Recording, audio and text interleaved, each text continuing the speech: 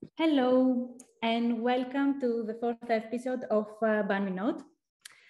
As you may already know by now, Ban Minot is the first ever live streaming channel that showcases programs, initiatives, and ideas related to the broad thematics of culture and social innovation.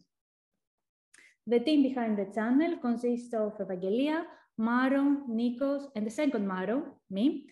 We are all cultural professionals and members of the Bosch Alumni Network, our supporter in this endeavor.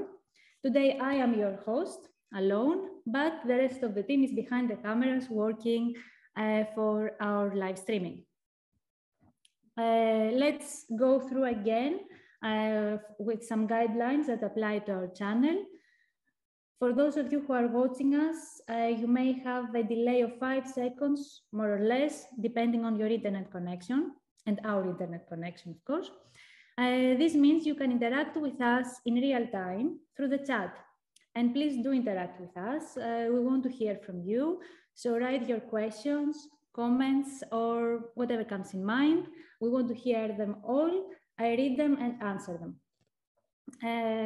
Most importantly, please be kind and be respectful. And anyone who is offensive, know that you will be banned from Ban Minot. The working language of our channel is English, so please refrain from using any other languages. You can always use some commands in the chat to make the things more interesting, like exclamation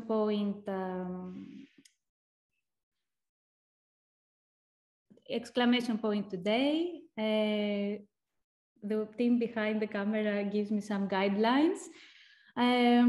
Exclamation point schedule, exclamation point next week, and see what happens. Something happens and it's interesting. And please, please don't forget to click on the little heart in order to follow our channel and get news about upcoming episodes. So in today's episode, we dive into narratives, emotions, and words. And in other words, we are going to discuss storytelling.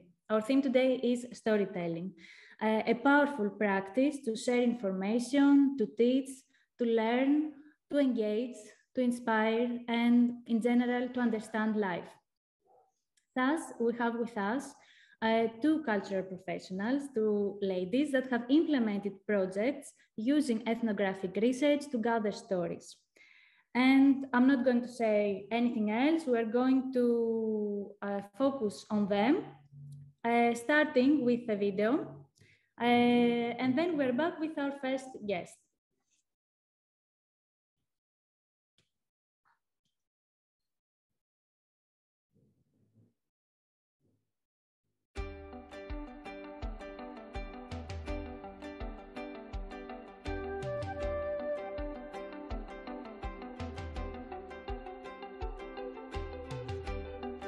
Είμαι η Konstantina Aggeletou, έρχομαι από την Ελλάδα, από τον πολιτιστικό οργανισμό Plegma. Το Plegma δημιουργήθηκε το 2014 με έδρα του Σκόπελο. Στόχος του είναι η ανάπτυξη πολιτιστικών δραστηριοτήτων σε όλη τη χώρα.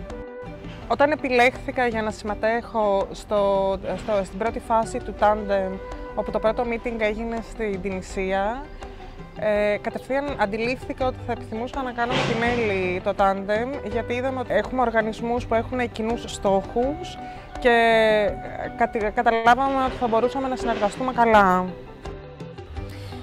اسمي نيلي عبود، أنا من جبال لبنان، من منطقة جبال من لبنان. أنا من أحد مؤسسي ورئيسة جمعية مزاولاب، يلي هي جمعية تأسست سنة 2017. الهدف من الجمعية هي تنظيم نشاطات ثقافية، الهدف منها توعية على أهمية التراث المادي والغير مادي، التراث اللبناني المادي والغير مادي، من خلال تنظيم نشاطات ثقافية مسلية. وتعاوننا لتطبيق هذا المشروع بلبنان مع مكتبة السبيل اللي هي موجودة بجنينة اليسوعية بالجعيتاوي بالأشرفية، وتعاوننا كمان مع كولاج ميلكارت. فكان في صف من كولاج ميلكارت اللي أعمارهم هن 5 ل 6 سنين اجوا زاروا حديقة اليسوعية، وكان في لقاء مع بعض كبار السن اللي هن من الرواد الدائمين يعني اليوميين لحديقة اليسوعية ولا مكتبة السبيل المكتبة العامة، فهن بيجوا كل يوم بيقروا بالمكتبة وبيتفاعلوا مع الأولاد يلي أوقات بيجوا بيلعبوا مع أهلهم بالحديقة العامة. فكان لقاء مع 3 أشخاص، استاذ دانيال واستاذ ليس وتيتا نينا، وكان في تفاعل كتير حلو بين الاولاد وبين تيتا وجدو. Ο στόχος του προγράμματος είναι εξοικείωση των παιδιών με τη μεθοδολογία της προφορικής ιστορίας, αλλά και ουσιαστικά να μάθουν να κάνουν ερωτήσεις στα άτομα τρίτης ηλικίας. Αυτή τη στιγμή το από γενιά σε γενιά υλοποιείται με την υποστήριξη του Τίμα Κοινοφελούς Ιδρύματος σε 4 νησιά στην Ελλάδα, Άνδρο, Σύρο, Σκόπελο και Σκιάθο. Είχε πολύ ενδιαφέρον από την πρώτη στιγμή υλοποίηση της δράσης εδώ στο Λίβανο και αντιμετωπίσαμε κάποιες δυσκολίες ως προς την εξοικείωση των ανθρώπων με την προφορική ιστορία και με διαγενειακά προγράμματα. Παρ' όλα αυτά, κυρίως η Νέλη που ήταν ο local partner εδώ, μπορέσαμε και ξεπεράσαμε τις όποιες δυσκολίες και βρήκαμε αμέριστη συμπαράσταση τόσο από τη βιβλιοθήκη όπου υλοποιήθηκε η δράση, όσο και από το σχολείο που συμμετείχε στο πρόγραμμα. بنتمنى انه هذا المشروع يتطور لبعدين، يعني هيدي كانت البدايه وكان مشروع اختباري لنستفيد فعليا من الخبره ونجرب نطورها لبعدين، على امل انه هذا المشروع يتطور ويشمل مدارس اكثر ويشمل كمان مدارس مش بس خاصه، مدارس كمان رسميه، وينتقل ولكل ممكن المكتبات العامه اللي موجوده بلبنان وكمان لمأوى العجزه اللي موجودين بلبنان، كرمال نقدر نقدم خبره او تجربه ثقافية فريدة من نوعها للبنان.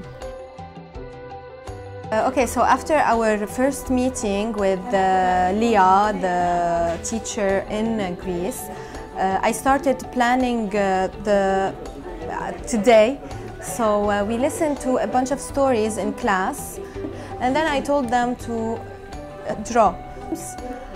And then we started practicing questions we could ask the elderly so we can start conversations.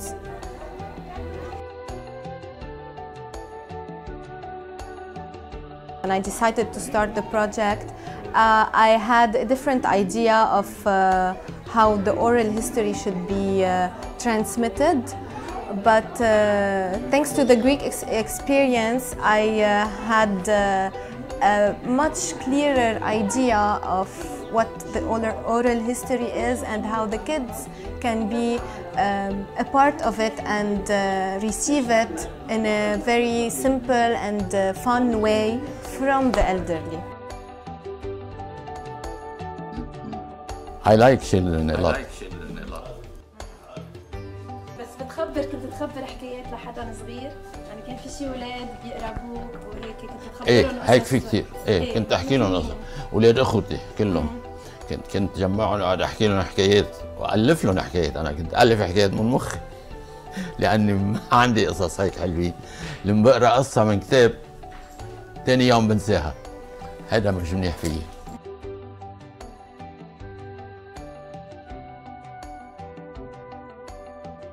هيدي اللعبة من زمان، هيدي وقت كنت أنا صغيرة ما كان في لعب جفصين يسموه، بس كان نادرين. بتذكر كان في محل بعلاء مرة كنت أنا وجدي مارقة شفتهم يا إخوت فيهم لعب جفصين، هودي بالضيعة يجوا الولاد الصغار القدي والأكبر ياخدوا علبة الخياطة لستة ويقعدوا يعملوا لي لعبة جفصين.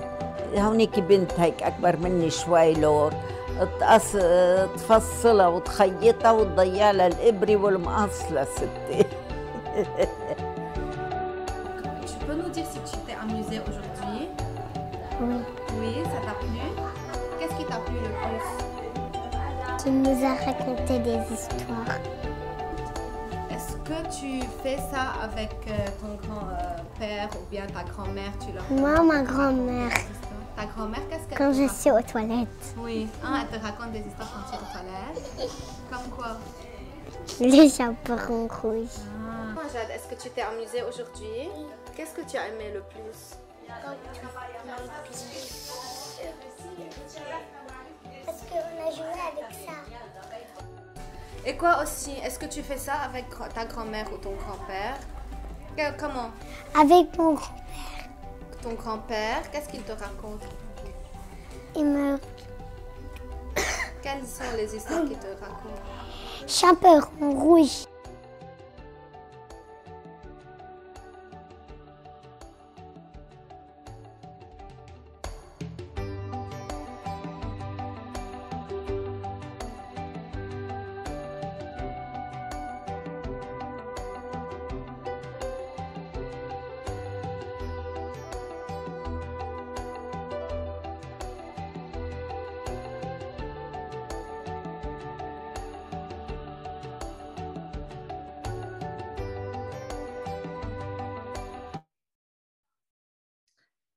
So we have with us Konstantina Aggeletou from Plegma NGO, a cultural manager who, among other things, has extensive experience in theater and event production. Konstantina, welcome. Thank you very much for joining us. You are muted.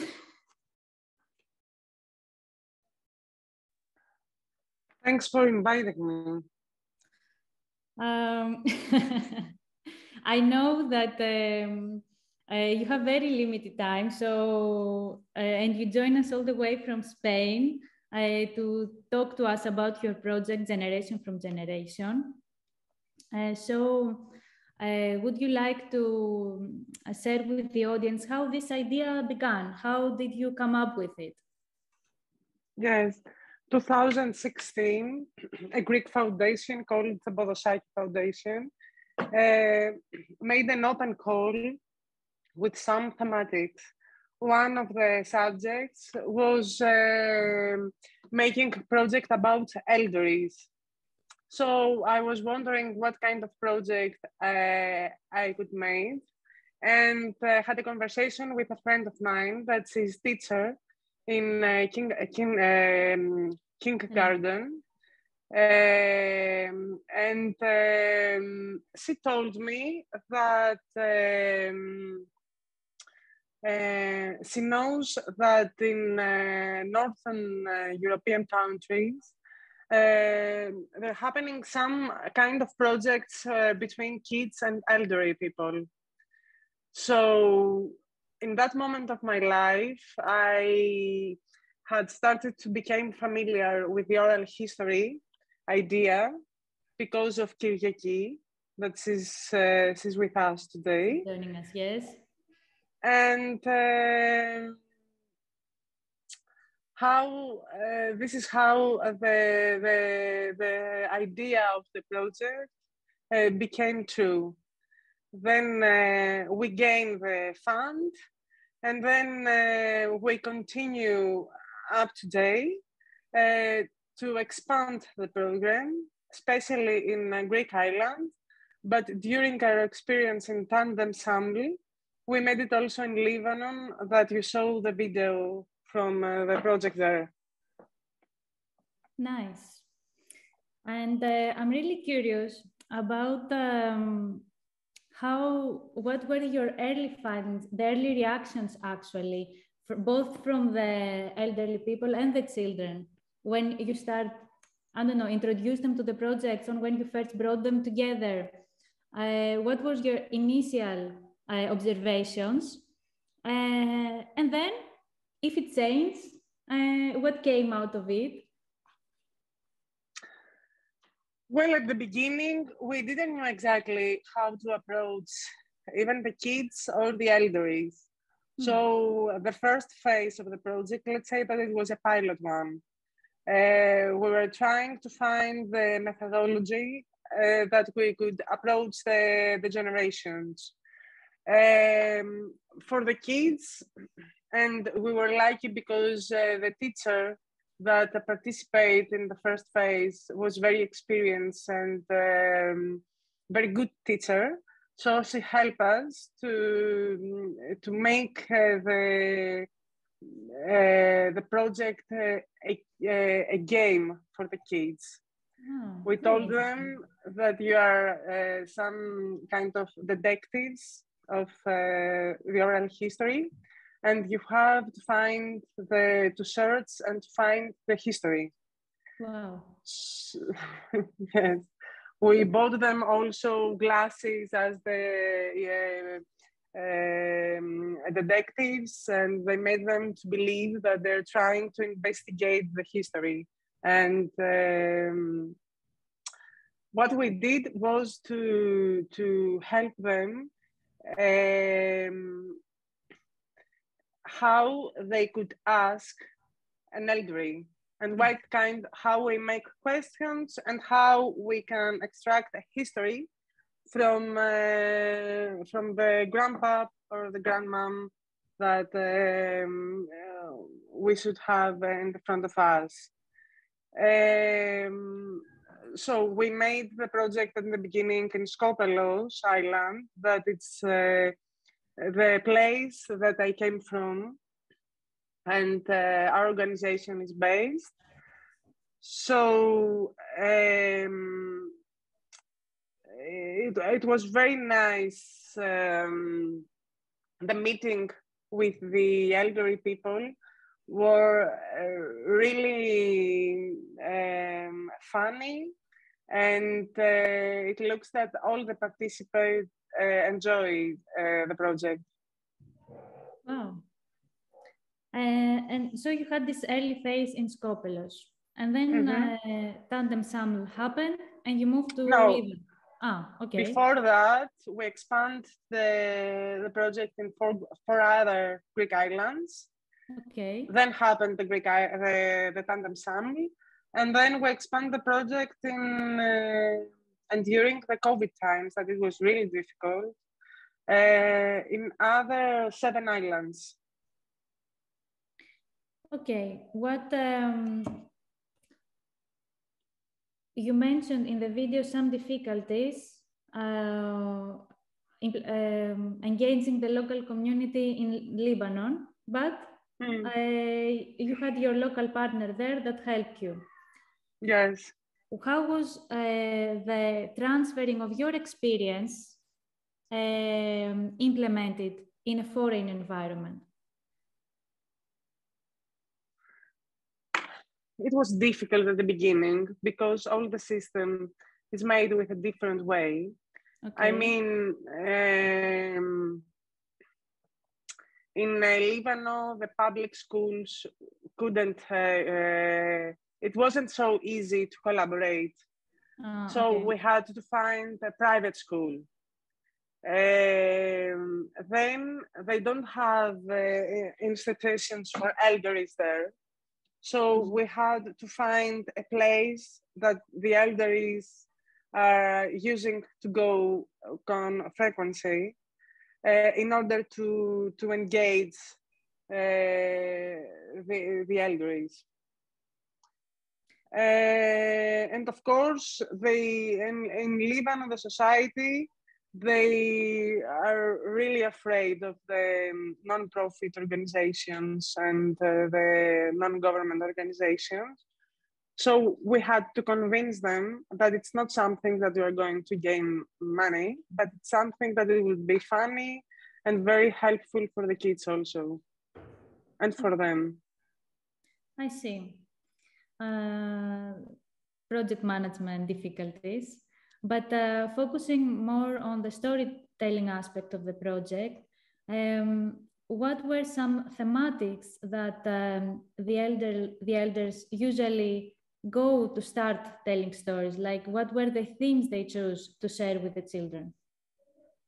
We have 3 thematics. One, it has to be with fairy tales. The other one is games that they used to play when they were kids. And the third one was stories from the day life.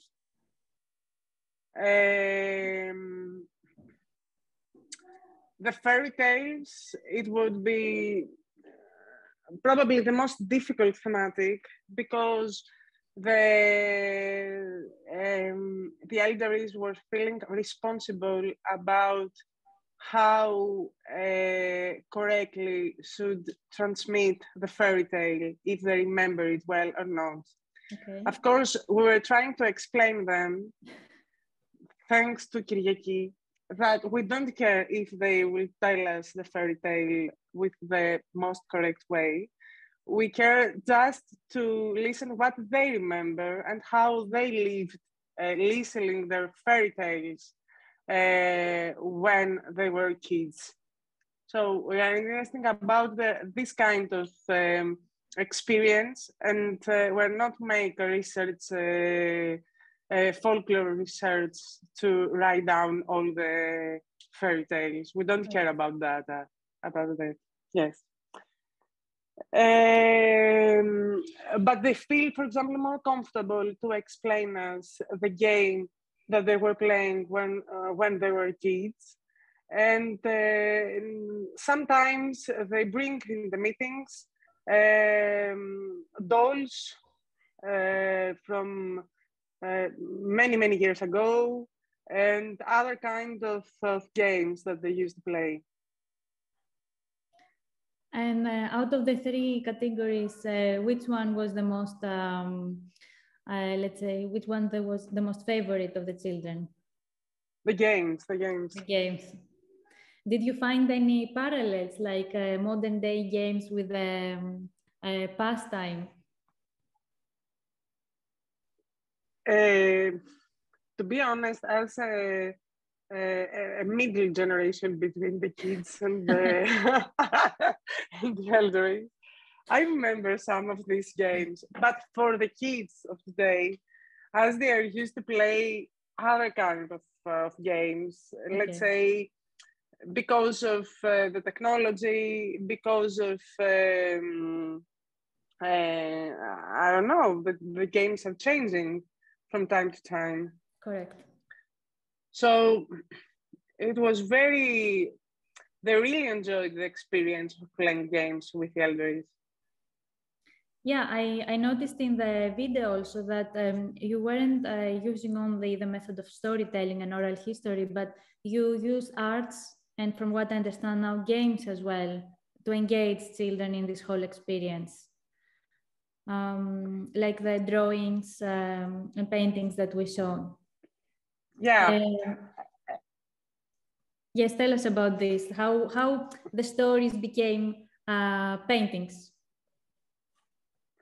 Yes, then first of all, I have to clarify that this is not a pure oral history project, because the kids that they're between 5 to 8 years old, they're too young to learn exactly all the methodology of oral history. Using the methodology of oral history, we help them to learn how they can make questions. That's the idea, and how is the oral history engaged in the project. So the idea is, after the meeting with the elderly, we had recorded the voices and the meeting. So we ask from the kids to draw what they remember, or what they make them more impression from the stories that they have heard. And if it was necessary, they were hearing again the recordings in order to remember.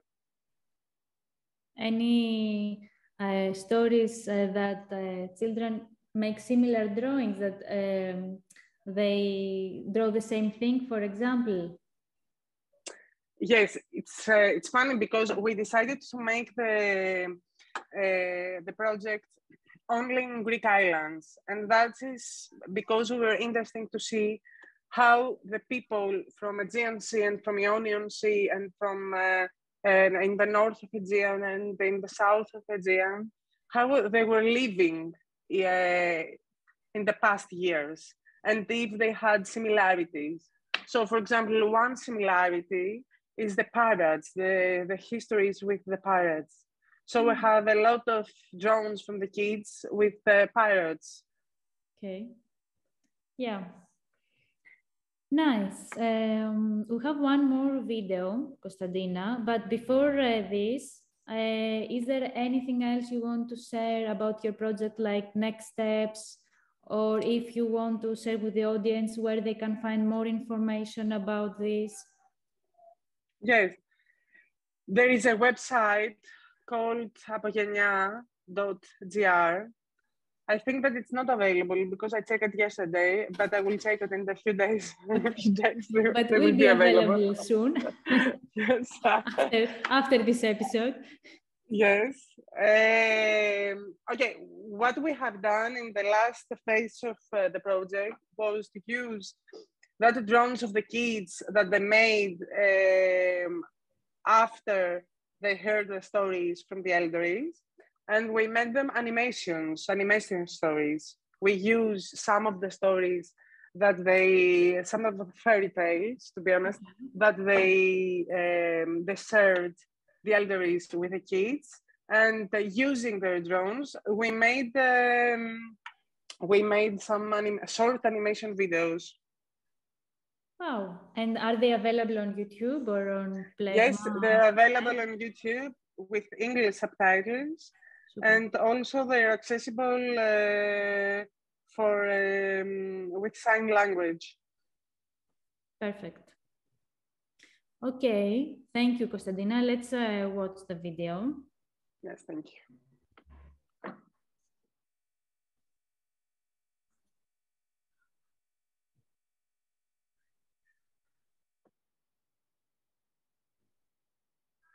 Έχετε ακούσει για τα γκόμπια, τα παρατσούκλια που έχουν οι σκοπελίτες και οι σκιαθίτες, ναι? Και πώς βγήκαν αυτά? Άκου. Το λιμάνι της Κοπέλου εδώ που βλέπετε έχει ένα μεγάλο μειονέκτημα, βλέπεις το βοριά, ναι? Δηλαδή, όταν φυσάει, είναι δύσκολα για τα σκάφη που είναι μέσα. Ακούς? Οι σκοπελίτες λοιπόν είχαν αυτό το πρόβλημα συνέχεια, ναι? Αυτό λοιπόν το παραμύθι λέει ότι ζηλεύαν τους σκιαθίτες, γιατί οι σκιαθίτες μπροστά από το λιμάνι τους έχουν 3-4 μικρά νησάκια, ναι? Είναι ο Τσουγκριάς, ένα μεγάλο νησί. Το πιο μεγαλύτερο απ' όλα, ναι? Είναι το Τσουγκρόπουλο, είναι ο Μαραγκός, η Άρκο, το Ρέπι. Έχει πολλά νησάκια. Και αυτά προστατεύουν το λιμάνι της Σκιάθου, ναι? Οι σκοπελίτες λοιπόν ζήλευαν τους σκιαθίτες. Αποφάσισα λοιπόν να πάνε να κλέψουν το ένα νησί, ναι? Να το πάρουν και να το φέρουν, να το βάλουν εδώ μπροστά για να προστατεύεται το δικό τους το λιμάνι. Ακούς? Πήγα λοιπόν οι σκοπελίτες, πήραν τα καΐκια τους τότε με τα πανιά και με τα κουπιά, πήγανε και επειδή δεν είχαν σκοινιά, ναι, το δέσαν το νησί με έντερα από τα κατσίκια. Το δέσαν λοιπόν το νησί και άρχισαν να το τραβάνε, ακούς? Οι σκιαθίτες σκάσανε στα γέλια, σου λέει τι κάνουν, προσπαθούν να πάρουν το νησί, πάμε κοντά να δούμε, ναι? Και έπεσα λοιπόν στη θάλασσα, ναι? Κολύμπησαν και πήγαν κοντά να δούνε, να γελάσουνε τι κάνουν οι σκοπελίτες και γέλαγα μαζί τους, γιατί ποιος μπορεί να τραβήξει ένα νησί. Οπότε λοιπόν τους έβγαλαν το παρατσούκλι ρουβάδες, ναι, που θα πει ο άνθρωπος ο χαζός που το μυαλό του δεν γυρίζει, εντάξει? Και όταν σκεφτεί ένα πράγμα θα το κάνει, ο κόσμος να χαλάσει, είτε είναι σωστό είτε είναι λάθος. Αυτό θα πει ροβός. Οι σκοπελίτες λοιπόν ονομάστηκαν τότε ροβάδες, ακούς? Όταν λοιπόν ξεκίνησαν να φύγουν οι σκιαθίτες και γύρισαν, είδαν οι σκοπελίτες ότι οι σκιαθίτες είχαν βάλει μπαμπάκι στον πισινό τους για να μην βουλιάξουν. Οπότε λοιπόν οι σκιαθίτες από τότε λέγονται μπαμπακόκολοι, ναι? Τους κλιματιανούς δηλαδή, αυτούς από το έλιος και τους γλωσσότες, επειδή περίμεναν να δουν ποιος θα νικήσει για να πάνε μαζί, τους βγάλανε κακοβούλιδες, ναι? Δηλαδή ότι η σκέψη τους ήταν πονηρή. Περίμεναν τον νικητή, ακούς? Περίμεναν τον νικητή. Και από εκεί λοιπόν βγαίνουν τα παρατσούκλια, κακοβούλιδες για τους γλωσσότες κλιματιανούς, ρουβάδες για τους σκοπελίτες και μπαμπακόκολοι σκιαθίτες. Ναι.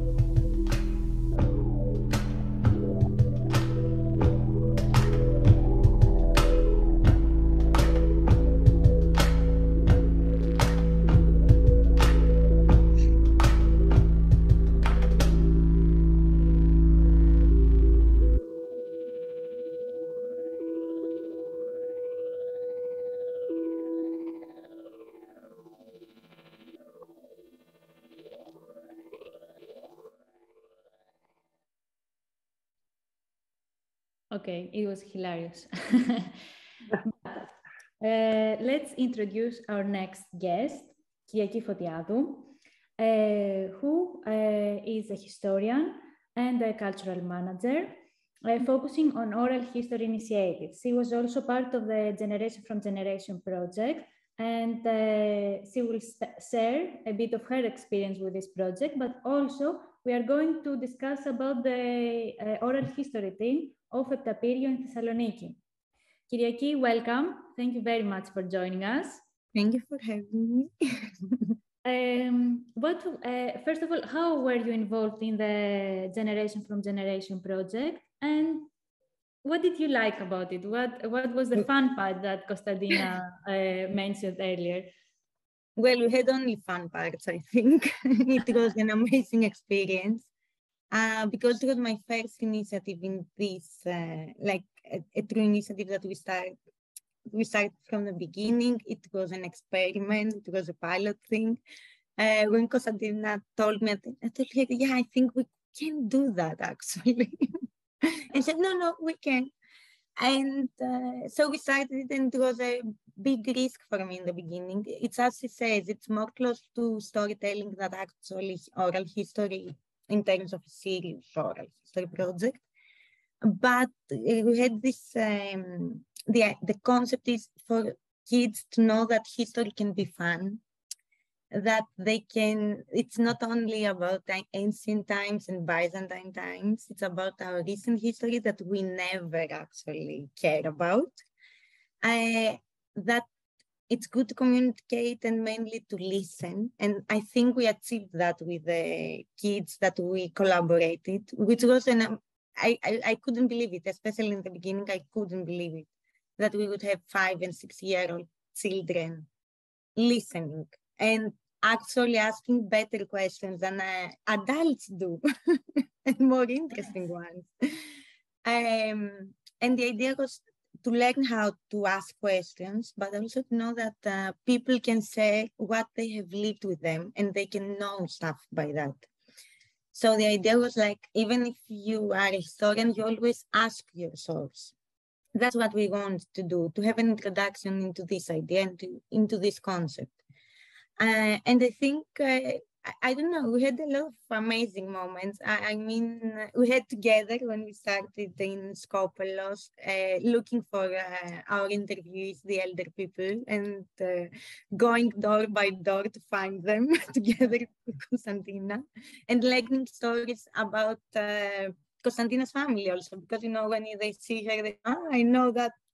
So it was a kind of an amazing trip for us also. And for me to become friends by now. And also I was amazed by some things, to be honest. One was how the elderly people started playing games, like they went crazy about that. They were super happy. In the beginning, they were, yeah, I'm not so sure if I want to participate and so on. And then they were playing with the kid on the ground. By the end, this thing was in the end of the activity. And the hardest part was COVID, of course, because you understand that that's not a good idea to bring elderly people with children during COVID. Yeah. That was a challenge because we missed a lot of the connection, I think. But okay, it was something outside of the usual program that the kids had. And as far as the teachers told us, it was a good parenthesis, let's say, to the things that they used to do, which, you know, it's kind of boring, let's be honest. I mean, it's not a good thing for kids. Yeah, I can talk a lot, but I'm going to stop here. No, very, very interesting points that you shared with us. But let's go from this fun project to another project that has a bit more heavy history behind. True. It's you are a member of the oral history team of Eptapyrgio in Thessaloniki. Exactly. What does this team does, and what is Eptapyrgio? Great. So what's an oral history group, let's say, first of all? It's a group of people who are interested in a period, in a place, in a monument, in a neighborhood. They have like a theme, a topic, and they conduct and collect interviews based on the methodology of oral history. We are actually part of a network. It's the Oral History Group Network, which has more than 20 oral history groups around Greece. They started in 2011, and they still go on. And actually, this is the last day of the Oral History Week, along with the National Library. The National Library of Greece, yes. Yeah. So it's a very, for us, it's a very happy week and a happy moment as part of this group also. What we do, we started by an open call. There are our coordinators, Lena Stefanou and Ioanna Antoniadou. They're actually archaeologists and cultural manager, one of them, and they were interested in Eptapyrgio. We call it also Yedikoule. There are a lot of songs written about it. It's the Byzantine fortress in Thessaloniki. It's a big monument, very well known in Thessaloniki, as you understand, in the upper town, so you can see it also. And the thing is that it has a troubled past because it used to be a prison from 1890 to 1989, for the love of God. We talk about like the year I was born. It closed the year I was born. So it had a lot of prisoners inside, and I include here, by a lot, I mean also the political prisoners, and that's another difficult aspect of difficult past. So we started with Yedikoule, with Eptapyrgio. We had an open call for people who would be interested in order to form, first of all, an oral history group. And we started with a thematic tour and a kind of meeting to get to know each other, because we were people who didn't know each other apart from the three of us. And then there was an educational seminar, a 3-day educational seminar with a workshop by Tassoula Vrivenioti, who is like the oral historian in Greece. I mean, and she's also a member of the oral history groups. And we conduct and collect interviews. We are almost 16 people and different backgrounds, different ages and so on. And we have collected around 30 to 35 interviews by now. It's interviews from prisoners, mainly political prisoners, people from the neighborhood, and people who worked in Eptapyrgio.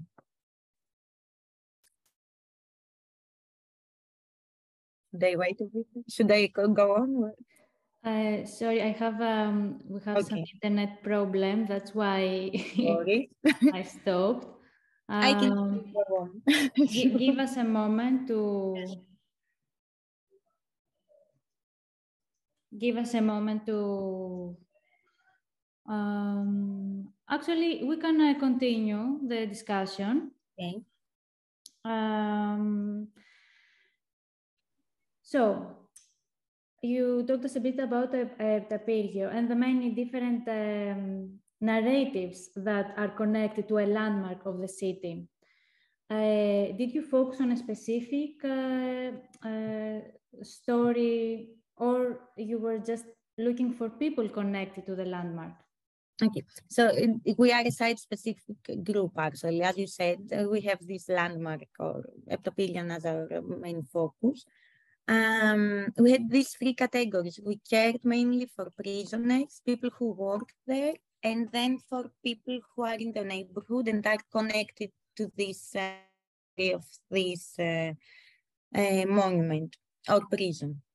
I mean, people like, I don't know, we have an interview from a woman now, who used to go there with her school to carol for the prisoners, to do the carols for the prisoners. We had a person, a worker, a guard there. He was mainly after the junta period, after the dictator's period, but he was a guard there. But mainly we had political prisoners, to be honest. I think that was although we started with these three aspects, the main focus was on political prisoners, and actually a lot of them are now not with us anymore because some of them were quite old. They're not only from the dictatorship period, but even before. Okay. We still try to expand and find more people from the neighborhood, and mainly maybe for prisoners of, I don't know how they call the piniki, non-political prisoners. Yeah, but we are still in the search of that. So we also, you made we have a video of an exhibition that you made as a team. We translated for the concept of our episode as experiences, memories, and habitations. We approached your title. Due to no English translation, we are going to play the video. And Kyriaki, you can explain a bit to our audience, yes, what they are seeing and any points that come to mind you want to share. Yeah, I will improvise. Yes. So mostly to give them about the exhibition also, as preparing an exhibition based on stories, on oral history stories, and the concept of your work as well.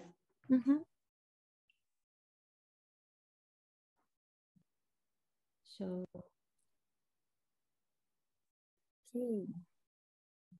That's our logo. We have okay, so the exhibition was made inside the Eptapyrgio and Aggeletou with the collaboration of the current institution. You could see, so this was Chronis Misios. He was also a political prisoner there. He's one of the most well-known writers in Greece, I think, at least in this aspect. He's talking now about, so there's a weird story about this video. Actually, a new member, after we were actually formed, joined us, and she had one of the last interviews of Chronis Misios because of her own interest. And she's now a member of our team. And here is the isolation. We put the testimonies in their place where they are located, so really site-specific.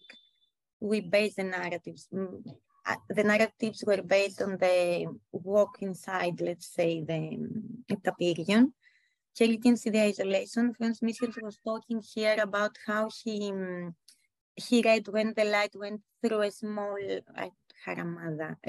opening in the wall, in the window, let's say. And we had sound bites. This is a place where people visited, the family visited the prisoners. So we tried to put also excerpts, very difficult word for me,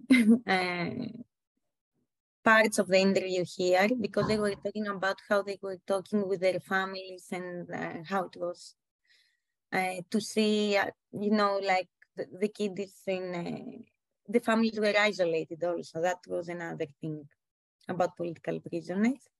And here we had an exhibition of the drawings of the non-political prisoners around the 80s. There was a painter, Soto Zachariadis, who was teaching prisoners about on how to draw, and he was having these workshops, and he was very kind to give us both an interview and share some of the prisoners' drawings with us.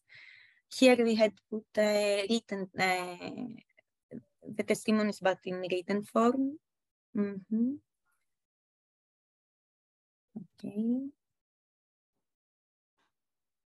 So when you were making the exhibition, how, I'm sure you had collected more material from your interviews. How did you narrow down which ones you're going to focus on them and present them? True, it all started that, so we had, when we collected the interviews, as Joanna says also, my other team member, you need to, at some point, to make a stop and see what you have gathered. So it was before COVID that we started like sharing the information together. And we tried to find excerpts, like parts of the interview, because this word is very difficult for me, parts of the interview that have connections, like daily life, like isolation, how it's to be in isolation, like family, like the visiting room, etc. So we actually all together we made this thematics, groups, yes. And then we started organizing. And to be honest, it was we started working on that before actually the pandemic, and it was when it started. It was a big like turning point for us, because the pandemic is not a good time to actually reveal stuff. And it was after the first lockdown that we did the exhibition, and it was the thing that reunited us and made us actually creative and eager to do this thing. It was a milestone for this group, I think, because at some point you need to show your work in order for people who are involved to see it. Like during the exhibition, the interviewees came with their families, with their friends. Our friends came. People who were just, in the just interested in this stuff came. It's nice to give it back. This is what I mean. Not to show, but to give it back what you have collected. And that's how it was done, actually. I see. And everybody, somehow the organization went as this. Everybody used what its member used what they knew and the people they knew. Like the logo was made of a friend of one of the team members. The video was made of one of my friends. I mean, we all did something, but based on what we could actually do or we were good at. I see. I have to ask, how was it for you as a mediator in this whole process to hear or to approach people with these memories and these stories, either as family members and friends or people who were their own stories? I mean, actually, I have to be honest, I haven't done an interview for the oral history group, for our oral history group. I mainly archive them and try to actually organize our archive. But I have done interviews with people who were in the anti-dictatorship struggle, mainly that's my period. And I met a lot of them during our oral history group activities. Mm-hmm. I don't know what to say. I mean, it's a very, if you do it, you understand what I mean. It changes your life. It makes you kind of a better person. I mean, you see these people, I'm talking more now about the political prisoners, because these are the ones that I have more connection with anyway. They have a dignity that you cannot actually describe. Some of them it's very weird for me, based on my personal experience, how they talk about things that we are kind of, we don't want to ask the questions because we think, and they talk so smoothly about it. I don't know, it's a very weird feeling, but you can learn a lot, definitely. And I mean, it's also, it shouldn't be like that. Maybe I'm a bit biased, but it's a lesson for life in general. That's why I love oral history so much also, because I think it changes you as a person. You learn to listen. I see. And on that very important note, we have a few minutes. We're coming to the end of the episode. So I would like to ask a question, both you, Kyriaki, and Konstantina, if she's available to join us. So I would like to know if you remember a story that from your projects you choose that made an impression on you personally. So, Kyriaki, do you want to go first? Well, one thing that it's not a story, but I would like connected to Eptapyrgio that I would like to share. One is that I always heard about the isolation, and I read a lot about it. And you know, you read it, but actually when you visit, it's different. And still, I visited a lot of times there, and only once I've seen it. Somehow, for some weird reason, there was always good weather when I went there, and it was in daylight because at 3 o'clock the monument closed down anyway. And only once I've been there in a bad weather. And then you realize how all that you hear when you are in this place and under these circumstances, then everything becomes like a memory. That's why our group is very focused on the sensory also questions and on this idea of the connection. That's why the building matters. Because when you live it there, you live it. You know, when you experience even a tiny bit of it, then you understand. That's a feeling that I will never forget. About stories I cannot even, like I've heard so many important stories that I cannot even start with one. I see. Well, thank you for especially the sensory part that you said, because your experience is, everyone's experience is defined not only by, it's defined actually by our senses. I mean, we can be in the same place, but from our perspective, everything comes different and becomes a memory after that. When you share it, is you as the interviewer accept it differently. Definitely. So stories and memories can describe a bit this sensory aspect, but unless you live it, it cannot be the same. Exactly. And also the sense help to remember, right? I mean, everybody remembers when you bring out the sense. Yeah. Thank you. Konstantina, do you want to share a story that made an impression on you personally?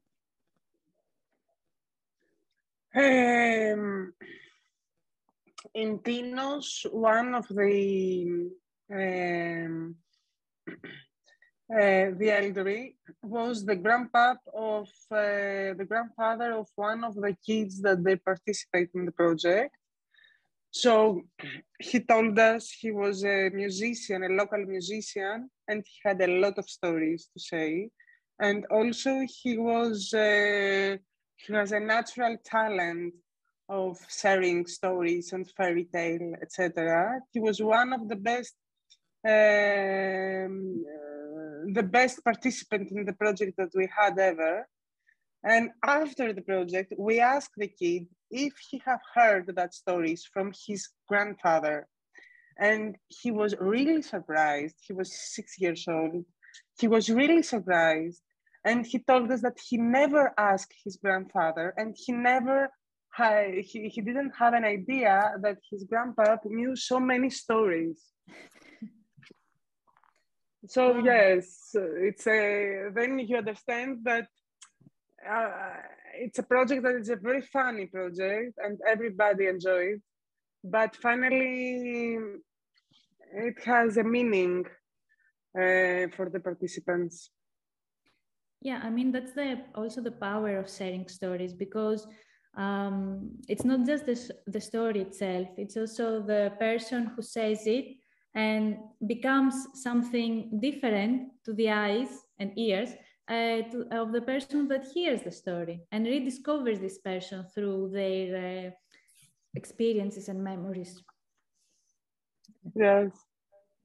Okay, so thank you very much both for sharing all this, your memories and your stories and your storytelling. We are closing with our episode. I would like also to thank everybody who joined us today. If you have anything else you want to share, you can always find Peripatos on Facebook and Instagram, or email us at info@peripatos.net. And if you're a band member, you can always reach us through the platform. We will be back next week at 6 p.m. Central European Time, discussing the theme of inclusion. Thank you all and bye. Thank you.